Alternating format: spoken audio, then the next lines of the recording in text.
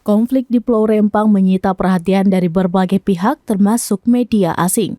Tidak hanya menyoroti bentrok, namun media asing turut memberitakan penyebab konflik di Pulau Rempang, yakni terkait komunikasi yang tidak baik hingga menjadi masalah. Adapun media asing yang diberitakan konflik tersebut yakni Reuters. Kantor yang didirikan di London ini menerbitkan berita terkait konflik di Rempang pada Selasa 12 September 2023. Berita itu diberikan tajuk Polisi Indonesia menangkap 43 orang setelah kerusuhan di kawasan industri. Lantas di dalam pemberitaannya, Reuters menyoroti bentrok yang terjadi antara pendemo dan aparat yang terjadi pada Senin. Pasalnya, puncak kemarahan warga setempat berujung 1.000 demonstran berakhir ricuh di depan kantor BP Batam. Adapun salah satu penyebab terjadinya bentrok itu lantaran komunikasi yang tidak baik.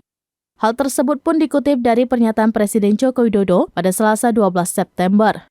Dalam pernyataannya, Jokowi mengatakan pemerintah berencana memberikan tanah dan rumah kepada warga sebagai kompensasi relokasi. Namun hal itu tidak tersampaikan lantaran tidak ada komunikasi yang baik dengan masyarakat. Itulah yang menjadi masalah hingga mengakibatkan bentrok antara massa dan aparat.